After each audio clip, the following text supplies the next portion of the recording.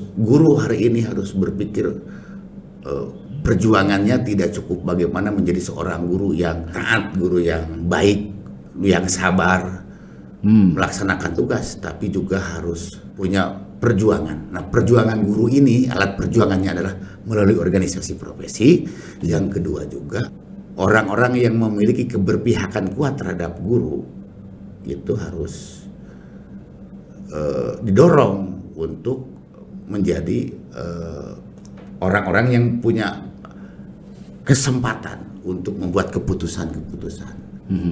Apakah itu melalui legislatif atau melalui eksekutif.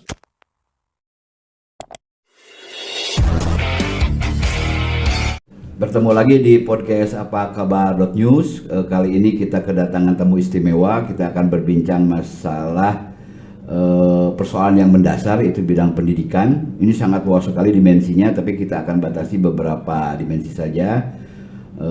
Mulai kurikulum merdeka, nanti penerapannya seperti apa. Kemudian juga ini yang lagi hangat adalah suara para guru honorer yang terus berjuang untuk memperjuangkan nasibnya agar mempunyai status ASN yang jelas. Telah hadir di podcast Apa Kabar .news Kang Cucu Saputra. Beliau adalah Ketua PGRI Kota Bandung. Lujeng Sumping Kang Cucu, apa kabar? Alhamdulillah, Kang. Kang Cu, dunia pendidikan kayaknya masih menjadi isu yang menjadi perhatian banyak pihak lah ya. Karena meskipun terjadi berbagai perubahan, dinamika, sistem dan sebagainya, hal-hal mendasar masih juga kita temui. Mulai dari kurikulum yang ya terus berganti gitu, kemudian juga yang ini yang masalah laten itu soal nasib-nasib guru honorer dan sebagainya, kekurangan guru, kemudian keterbatasan anggaran dan sebagainya. Kang Cucu melihat masalah ini seperti apa, Kang? Ya tentu, terima kasih pertama ya.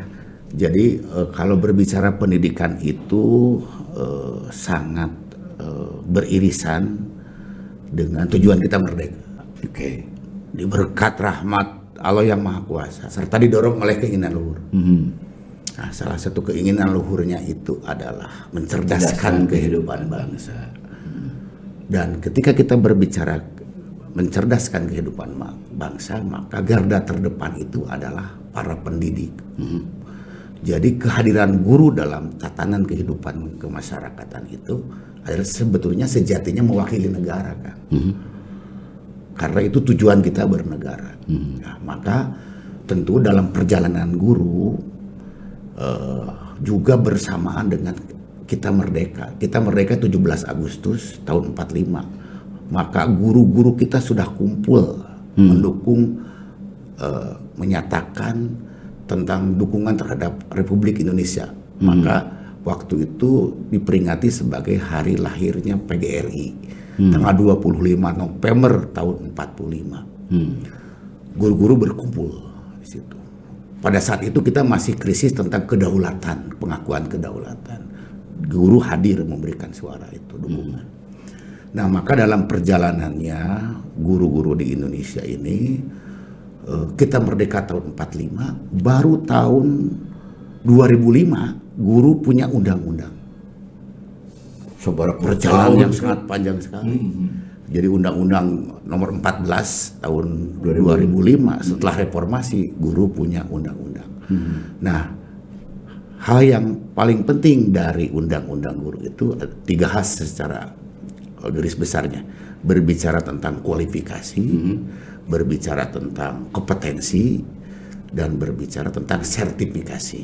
Nah, itu formulasi itu sudah baik karena kita mengacu kepada undang-undang. Alhamdulillah ya, Bapak Ibu guru sekarang kesejahteraannya juga sudah lebih baik. Selain dia harus profesional, juga bentuk kompetensi profesional dirinya itu diakui dalam bentuk sertifikasi dan mendapat tunjangan profesi guru.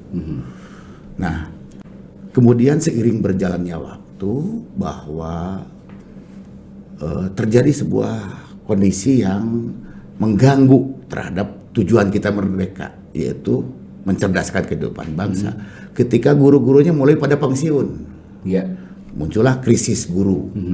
Krisis guru akibat dari terlambatnya rekrutmen pengangkatan status guru jadi PNS. Ya.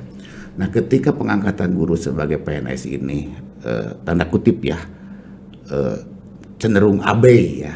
Sebab ini kan layanan dasar. Iya, betul. Artinya tidak menjadi prioritas, maka satuan-satuan pendidikan berinisiatif dalam rangka memenuhi layanan pendidikan kepada masyarakat, merekrut guru-guru honor. Nah, kemudian karena bekerjanya itu di institusi public school, sekolah negeri, wajarlah mereka punya harapan untuk mendapatkan kepastian tentang status kepegawaiannya. Disitulah. Nah, sebetulnya akar persoalannya di situ. Apalagi ketika muncul wajib belajar, kebijakan wajib belajar, kemudian sekolah-sekolah tidak boleh mengungut dana dari masyarakat, sekolah gratis. Persoalannya di situ siapa yang membayar guru existing yang honorer itu di sekolah. Dan perjalanan ini panjang, Kang. Ada yang sudah 10 tahun, 15 tahun, 20 tahun honor dengan kesejahteraannya mengandalkan dana yang ada di sekolah. Pada saat itu sekolah masih terbantu karena ada dana dari masyarakat, artinya masih dibolehkan. Nah, ketika ada dana BOS, bantuan operasional sekolah, maka dengan program wajib belajarnya, maka sekolah-sekolah SD, SMP itu cenderung untuk dihindari untuk adanya pungutan dari masyarakat. Yang menjadi persoalan, dari mana sumber untuk membayar kesejahteraan guru? BOS nggak cukup ya? Bantuan operasional sekolah itu kan sejatinya mendorong untuk lebih kepada upaya peningkatan mutu sekolah. Tetapi ketika belanja pegawai di satuan pendidikannya, khususnya untuk membayar gurunya, tidak ada sumber lain, maka bisa jadi akan berdampak terhadap mutu. Sebab biaya operasional untuk peningkatan mutu bisa jadi terpakai banyak untuk mensejahterakan, untuk membayar gaji guru kan begitu. Nah, maka muncullah kebijakan pemerintah yang terbarukan itu tentang manajemen ASN, muncullah yang disebut dengan istilah P3K. Di mana P3K itu pada prinsipnya adalah mengangkat guru status menjadi seorang ASN, tetapi dia tidak mendapat pensiun, kira-kira seperti itu. Nah, di awal-awal kami menolak seperti itu, sebab ini kan bentuk penghargaan terhadap guru. Bagaimana nasib guru, perjalanan hidupnya setelah dia purna. Ini juga kan menjadi persoalan. Tetapi apa boleh dikata ya, bahwa karena kebijakannya seperti itu, akhirnya guru-guru pada ikut mengikuti seleksi. Nah, yang jadi persoalan ketika seleksi sendiri berjalan, malah terjadi persoalan-persoalan di lapangan. Nah, persoalan-persoalannya itu kurang menghargai dimensi pengabdian seorang guru. Lebih kepada kemampuan akademik ketika dia ikut seleksi P3K itu. Bahkan yang paling ironis, itu seleksi P3K itu kan ada 2 tahap. Tahap pertama, tahap kedua. Di tahap kedua itu ada guru swasta. Yang ajar di swasta bisa boleh ikut. Nah, malah yang lebih lolos itu banyak dari guru swasta. Sehingga guru-guru yang existing hari ini mengajar di negeri, yang masih honor, yang belum lulus P3K, yang sudah mau honor malah kalah sama yang baru dari swasta. Kenapa? Ya sah-sah saja dia sebagai warga negara. Tapi kebanyakan guru swasta kan sudah punya poin lebih baik karena dia sudah ikut sertifikasi. Nah, itulah persoalan di lapangannya. Jadi upaya yang kami lakukan, yang semuanya saya kira satu irama lah, satu keinginan, bagaimana agar guru-guru yang existing ini dalam tahap-tahap selanjutnya, melalui seleksi berikutnya, ada pola-pola afirmasi khusus untuk mereka. itu yang harus mendapat penekanan. Oke. Afirmasi terhadap masa kerja, afirmasi terhadap pengabdian mereka, terhadap dedikasi mereka, sehingga untuk sekolah-sekolah negeri khususnya itu tidak ada lagi seorang tenaga honorer, sehingga biaya operasional pendidikan ini fokus untuk peningkatan mutu. Itu Kang, sebetulnya tujuan mulianya itu. Ya, dan itu memang harus diperjuangkan. Harus diperjuangkan. Nah, peluang untuk itu bisa nggak Kang melihat keterbatasan anggaran negara juga? Ya, artinya bahwa kemarin kan kita mungkin berdalih pada saat kondisi pandemi dan sebagainya. Mudah-mudahan saja pendapatan negara semakin baik dan political will ataupun goodwill dari pemerintah keberpihakan terhadap nasib guru itu. Iya. Sebab begini Kang, tentu kita berbicara bukan hanya soal kesejahteraan naib kita. Kalau guru selalu tema-tema perjuangannya berbicara soal kesejahteraan. Ya juga. Kita justru ingin persoalan ini selesai yang layak sebetulnya, yang pantas manusiawi lah seorang guru. Bisa kita dengar fakta-fakta, testimoni. Ada guru yang masih 300.000, 200.000. Sebetulnya pendidikan ini kan harus diurus, harus dikelola, harus pelaku pendidikan ini harus orang-orang yang sudah aman dari kebutuhan dasarnya. Iya, sehingga fokus untuk pengembangan pendidikan. Sebab sejatinya akan menguatkan kepada kehormatan dan marwah guru. Iya. Kita lihat peradaban manapun di dunia, mau di Jepang, mau di Korea, di Eropa, di Amerika, memposisikan guru terhormat. Iya, setuju. Persoalannya bagaimana terhormat ketika persoalan dasarnya tidak terselesaikan. Sebab ketika guru pada posisi terhormat, dia akan melakukan proses edukasi yang lebih didengar, yang lebih berpengaruh begitu. Akan terpancar aura, akan terpancar wibawa seorang guru untuk melakukan pendidikan terhadap anak-anak itu, Kang. Kang, upami dari jumlah nih ya, jumlah. Untuk Kota Bandung berapa tuh? Nah, jumlah Kota Bandung ini kemarin sebetulnya kebijakan pemerintah itu main kuota. Ya. Jadi untuk kebijakannya ini kan untuk setiap kabupaten kota seluruh Indonesia.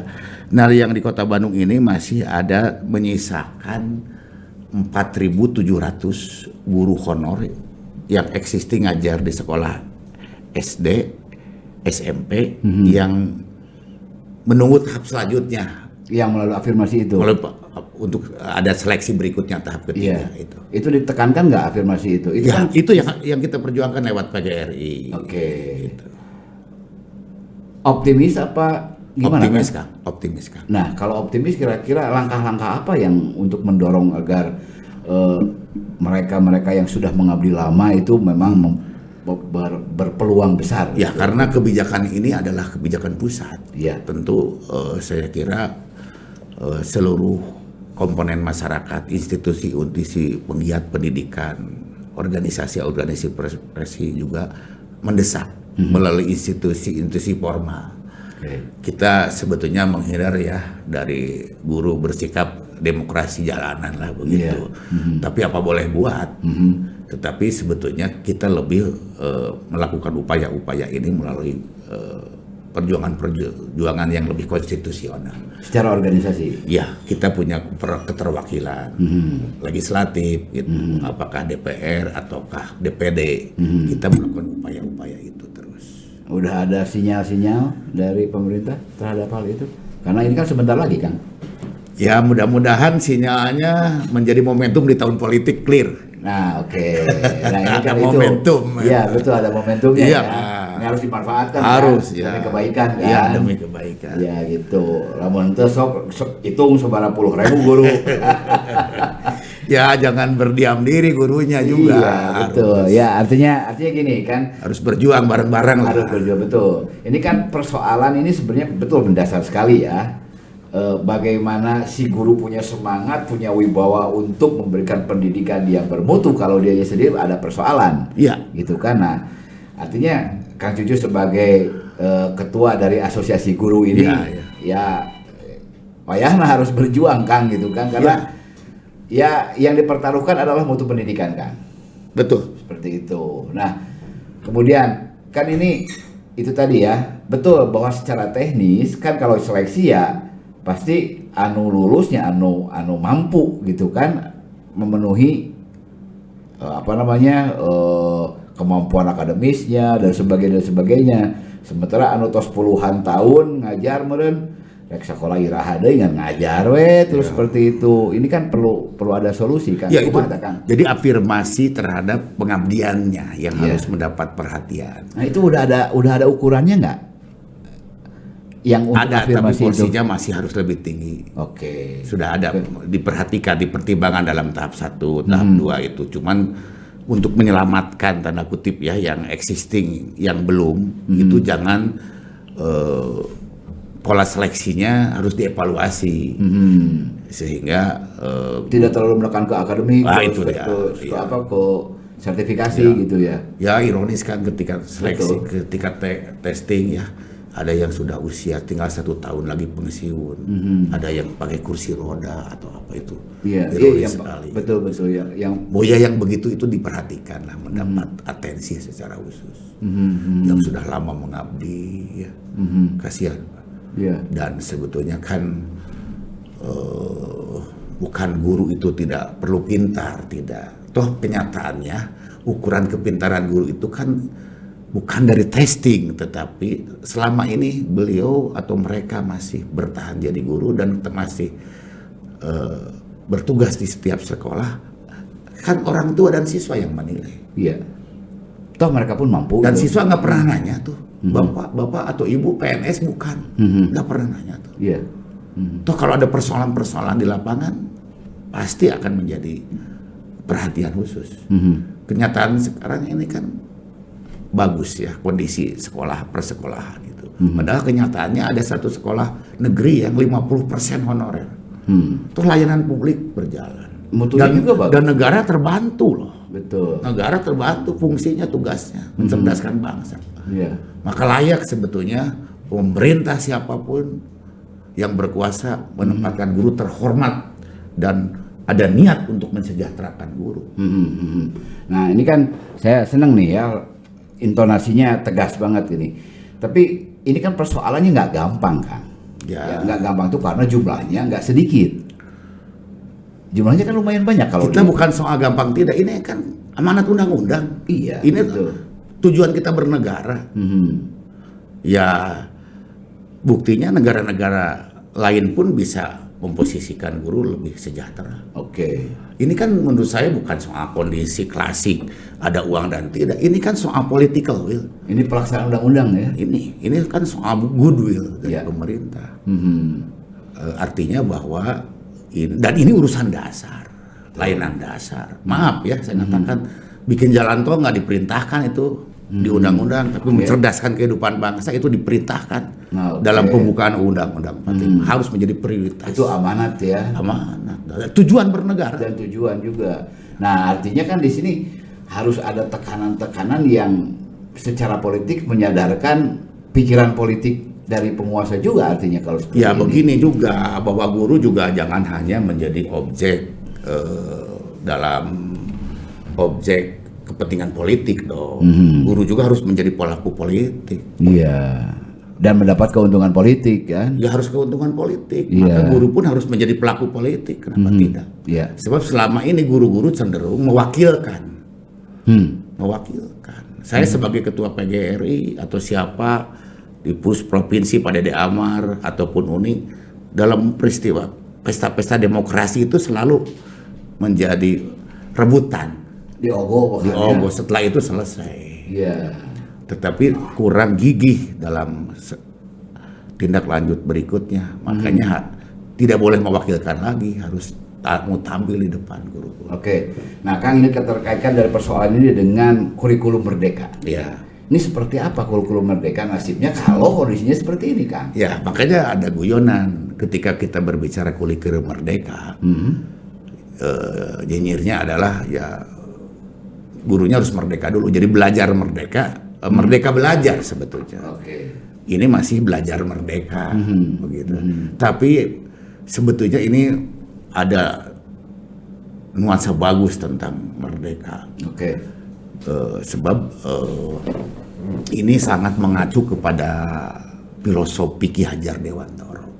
Saya sebagai sarjana pendidikan tahun 83 saya masuk perguruan tinggi, selesai tahun 88. Saya tidak merasa sebagai seorang sarjana pendidikan mendapat mata kuliah khusus Pendidikan tentang Ki Hajar Dewantara, tentang filsafat Ki Hajar Dewantara. Saya hanya mengenang nama Tuturi Handayani, Ing Madio Mangunkarso, ya, hanya jargon-jargon itu, tetapi filosofi Ki Hajarnya tidak dapat. Nah, maka kurikulum merdeka ini adalah sebuah kemasan baru yang mengacu kepada filosofi Ki Hajar Dewantara. Maka kita harus paham juga ketika pemerintah melalui kebijakan Kemendikbud hari ini menghapuskan ujian nasional. Itu diawali dari itu. Nah, maka jangan sampai ketika ujian nasional dihapus itu para siswa atau guru atau orang tua seperti mati gaya. Buat apa belajar kalau tidak ada ujian nasionalnya? Nah, itu sudah tinggalkan semua. Sebab pada saat itu kebijakannya adalah menurut filsafat Ki Hajar Dewantara itu kan bahwa anak itu memiliki kodrat alam dan kodrat zaman. Setiap anak punya kodrat yang masing-masing, punya fashion yang berbeda-beda. Maka sejatinya pendidikan itu adalah menumbuh kembangkan potensi anak. Jangan memaksakan anak menyukai mata pelajaran jalan yang diujian nasionalkan dong. Ya. Makanya ini dihilangkan dulu ujian nasionalnya, biar anak-anak sesuai dengan kodrat alamnya, potensi yang dia milikinya menjadi apa segala macamnya. Nah, sehingga filosofi dalam Merdeka Belajar itu, dalam kurikulum Merdeka dalam implementasi, guru hari ini harus berpikir seperti seorang petani. Seorang petani itu tidak pernah berpikir sedikit pun menanam padi ingin menjadi jagung. Maka sejatinya seorang guru adalah menanam padi, maka tumbuh kembangkan potensi padi itu menjadi padi yang baik dan berkembang. Itu filosofinya. Nah, ketika ada ujian nasional, anak ini senang musik. Itu kan tidak ada mata pelajaran, tidak diuji ke ujian nasional. Kalau jadi matematik, dipaksakan resep matematik. Nah, resep gitar, resep musik, resep bidang agama, olahraga atau apa gitu. Ya itulah. Jadi sebetulnya mengacu kepada filosofi Ki Hajar Dewantara dan menguatkan lagi bahwa pendidikan itu beririsan dengan kebudayaan. Sebab menurut Ki Hajar Dewantara bahwa sekolah itu adalah tempat persemaian benih-benih kebudayaan. Nah, maka pendidikan hari ini harus menjawab tantangan. Jadi berbicara pendidikan itu kan berbicara bukan hari ini, tapi untuk 20 tahun yang akan datang. Yang menjadi pertanyaannya adalah 20 tahun yang akan datang itu tantangannya apa? Hebat apa seorang anak lulusan SMP, lulusan SMA? Nah, maka untuk menjawab tantangan itu kita harus inventarisir dulu, Kang. Ya, 3 hal ya yang kami temukan dalam tantangan zaman ke depan. Satu, soal demografi. Jumlah penduduk yang banyak, apakah akan menjadi bonus demografi atau akan menjadi bencana demografi? Maka pendidikan harus mendorong, menyiapkan anak-anak bangsa ini ke depan, negara ini tetap utuh, jangan ada bencana demografi. Harus menjadi bonus demografi. Menjadi manusia-manusia unggul, punya kompetensi, punya integritas. Nah, maka jangan dipaksakan dong, tumbuh kembangkan dia, passionnya, jati dirinya. Dan ada negara-negara sekarang yang nyata-nyata berhasil bahwa demografi itu menjadi bonus. Gitu. Yang kedua soal globalisasi dalam tatanan kehidupan, bahwa anak-anak kita bukan bersaing lagi dengan bangsanya, tapi akan bersaing global dengan bangsa-bangsa lain dalam tatanan global. Maka pendidikan harus bisa menjawab kompetensi yang dimiliki secara global. Dan yang ketiga soal lingkungan lah, soal global warming dan sebagainya. Mereka memang menguatkan anak-anak kita untuk lebih peka dan lebih peduli terhadap lingkungan begitu. Nah, maka apa yang harus disemai di sekolah itu adalah benih-benih kebudayaan. Jangan lagi terjebak tentang hal-hal yang bakal usang. Saya masih ingat Kang, Akang juga emut ke Pungkur, Menteri Penerangan saya Kang dulu. Mana ya? Zaman Orde Baru. Anu terkenal. Ali Martopo. Ya. Menteri Luar Negeri. Ya lamun teu saha Muhtar Kusuma Atmaja. Menteri ya. Dalam Negeri Amir Mahmud. Ya. Dan guru dulu mun ulangan nanyakeun kan. Iya, karena 5 tahun terubah-ubah. Gitu. Anak kalau hari ini guru mengajarkan sesuatu yang bakal usang itu sudah tidak merdeka lagi. Sejarah usang semua kan? Bakal usang. Jadi pendidikan jangan mengajarkan sesuatu yang bakal usang. Kalau anak sekarang ditanya siapa Menteri Dalam Negeri, dia bilang seminggu ke depan mau bakal ada reshuffle Pak. Yeah. Apa yang ditanyain? Pertanyaannya apa yang tidak akan usang? Oke, menarik nih. Maka penguatannya adalah pada pendidikan karakter. Kalau hari ini jujur menanamkan nilai-nilai kejujuran di tempat persemaian tadi, maka 20 tahun, 30 tahun yang akan datang akan jadi kejujuran. karakter ya. Kalau hari ini kita ngomong soal disiplin, itu adalah sesuatu yang tidak akan usang. Bahkan teknologi pun akan usang ya. Teknologi akan usang. Iya. Makanya ketika ujian nasional itu kan sebetulnya kontennya sesuatu yang usang semua. Maka sekarang di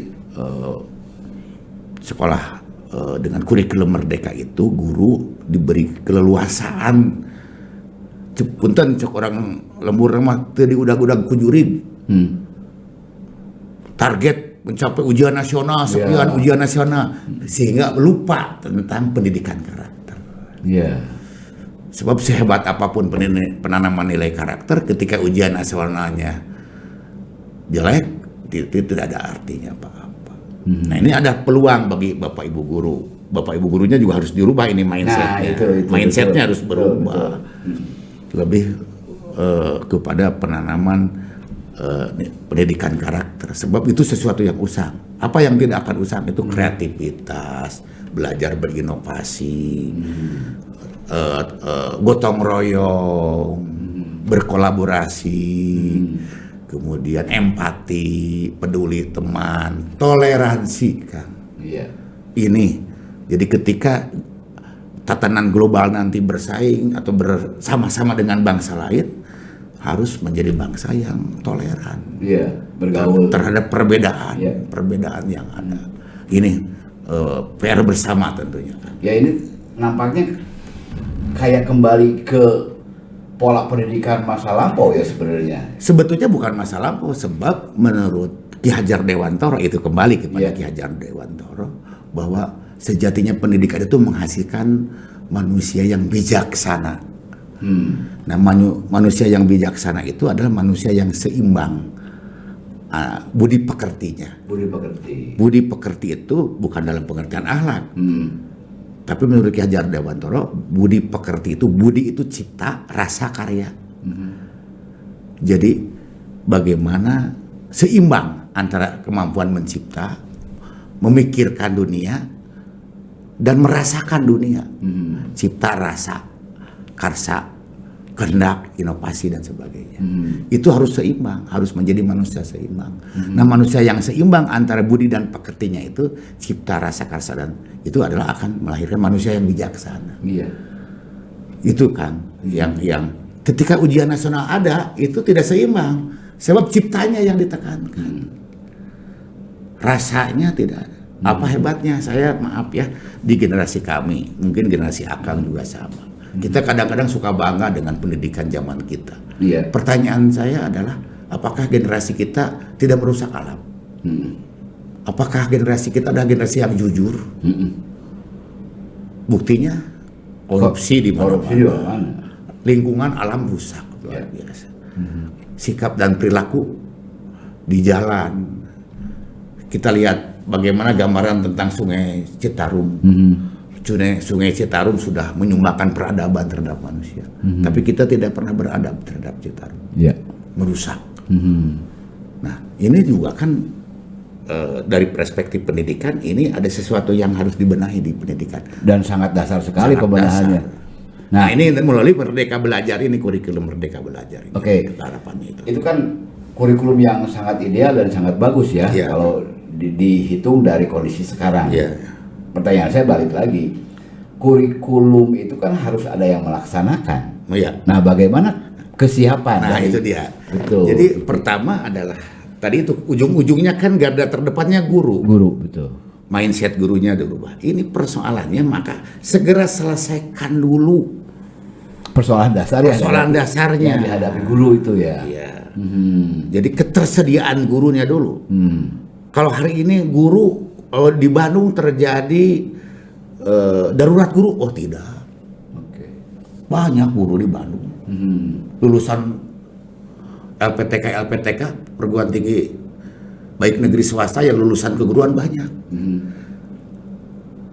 Jadi bukan darurat, tapi darurat status ke PNS. Sebab apa mengejar status kepegawaiannya?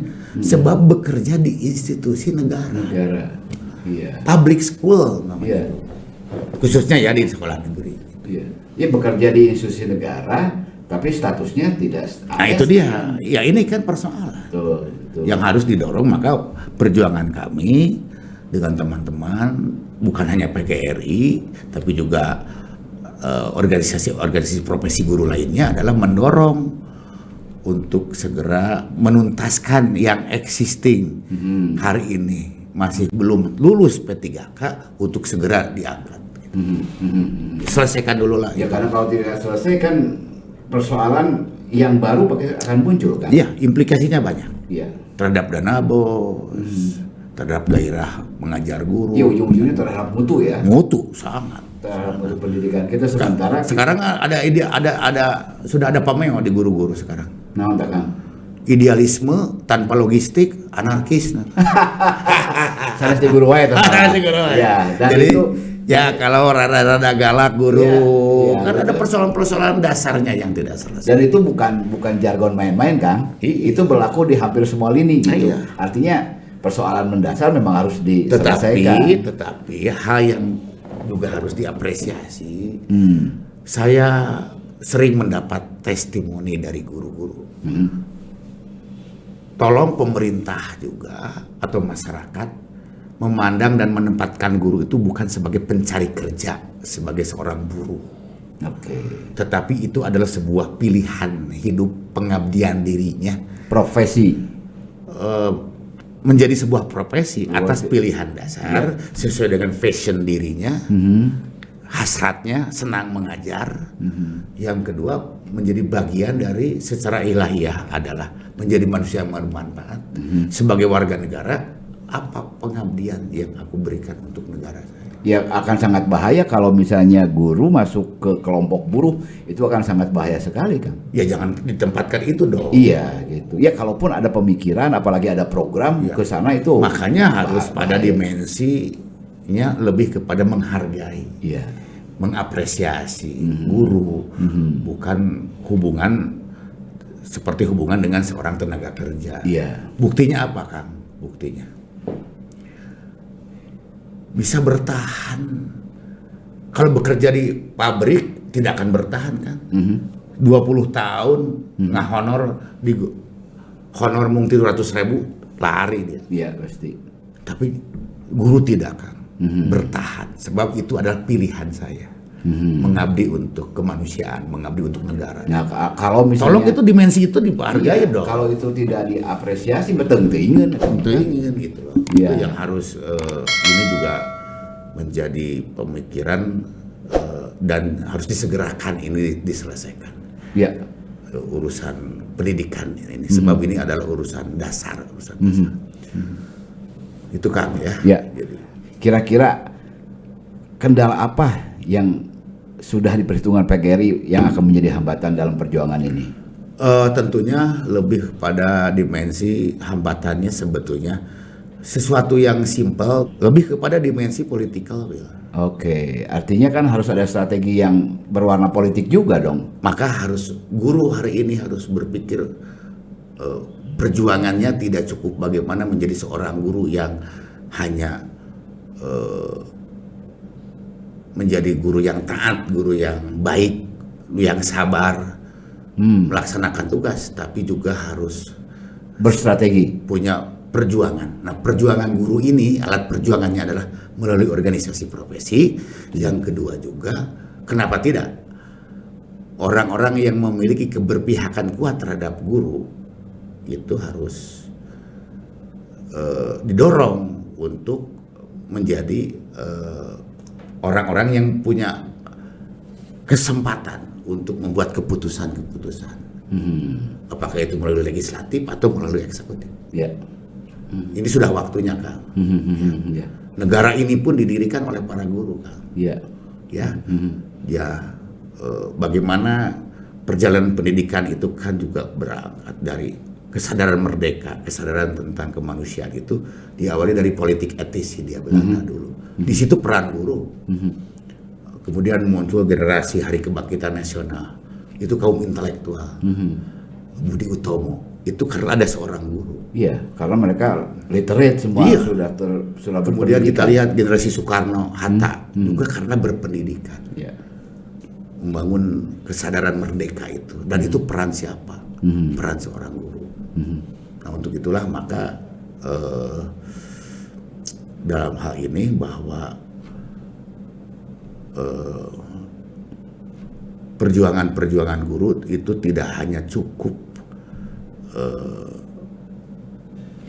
meningkatkan kemampuan profesionalisme juga, tetapi memperjuangkan hal-hal yang menyangkut tentang nasib dan marwahnya dan kehormatannya yang harus diperjuangkan.